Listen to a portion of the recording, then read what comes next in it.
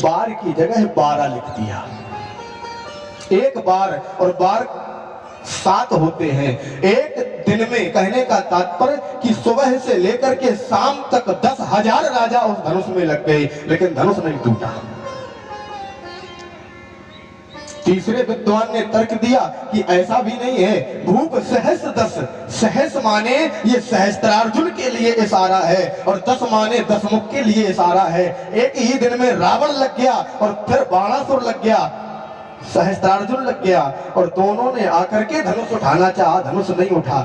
सब विद्वानों के अलग अलग तर्क हैं और इस चौपाई का वास्तविक अर्थ क्या है ये तो भगवान शंकर जाने और तुलसीदास जी महाराज जाने। हम लोग तो बहुत छोटे मोटे कथावाचक, हम लोग कर के सकते हैं। ये भूप सहस 10 एक ही 12 लगे उठावन, करई नटारा। हजारों राजा जब उठ करके खड़े हुए, अब तो महाराज जनक का धीरज टूट गया। सावधान, कोई भी धनुष के पास नहीं जाएगा। भूप बिलों की जनक अकुलाने, राजा जनक को आज क्रोध आ गया और 2 बातें, पहले क्रोध आया और फिर दुख हुआ।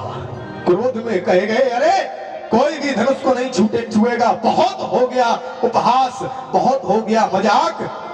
मैंने तो समझा था कि ये धरती वीरों से भरी पड़ी हुई है। मैंने तो सोचा था संसार में एक से एक बड़े शक्तिमान, बड़े बड़े राजा महाराजा उपस्थित हैं, और हमें क्या पता था कि वीर विहीन मई मैं जानी। अगर मैं ये जानता कि ये धरती वीरों से खाली है, कदाचित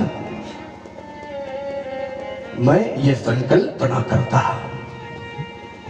राजा जनक इस प्रकार बोल रहे थे, सारे राजाओं ने नीचे की ओर मस्तक कर लिया। वहां पर 2 प्रकार के राजा हैं, एक है सज्जन, एक है दुर्जन। दोनों राजाओं ने नीचे की ओर मस्तक कर लिया, और जो सज्जन राजा थे उन्होंने कहा काहे भैया और बची है बेइज्जती करवानी है? अगर तनिक भी शर्म है, थोड़ी सी लाज है तो चुपचाप उठो और भाग चलो यहां से।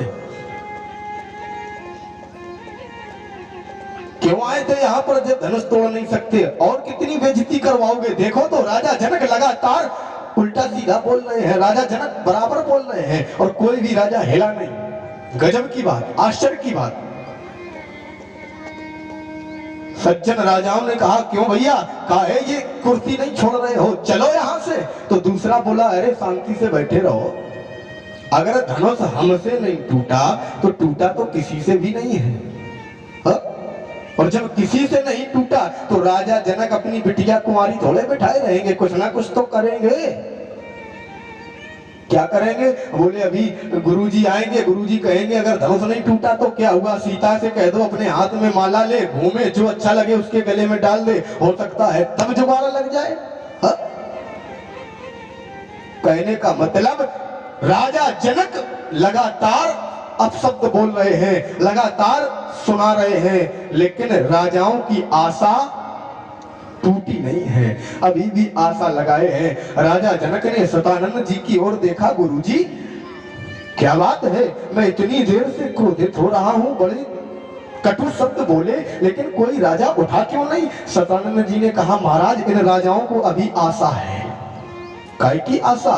बोले ये राजा सोच रहे हैं कि धनुष नहीं टूटा तो क्या हुआ, सीता अभी माला लेकर आएगी और फिर घूमेगी तब हमारे गले में डालेगी। राजा जनक को अब तो और भी क्रोध बढ़ गया। अरे राजाओ, ये तजहु आस, ये जो आशा लगाए बैठे हो ना, कुछ नहीं होने वाला यहाँ पर।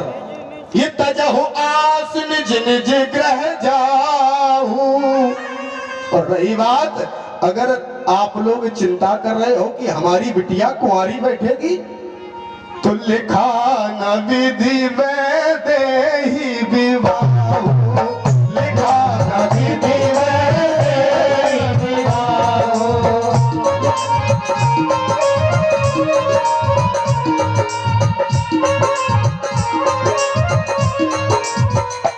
राजा जनक इधर क्रोध से भरे हैं और अगली लाइन में दहाड़े मार करके रोने लगते हैं कि विधाता ने मेरी पुत्री की किस्मत में विवाह लिखा ही नहीं है। अगर मैं समझता कि ये पृथ्वी वीरों से खाली है तो क्यों ये संकल्प करता कि जो धनुष तोड़ेगा उसके साथ सीता का विवाह होगा। साधारण मनुष्यों की तरह मैं भी अपने पुत्री के तो कहीं से लड़का ढूंढ कर लाता और विदाई कर देता। तक किए बैठे हैं लेकिन महाराज लक्ष्मण से सहन नहीं हुआ। लक्ष्मण जी खड़े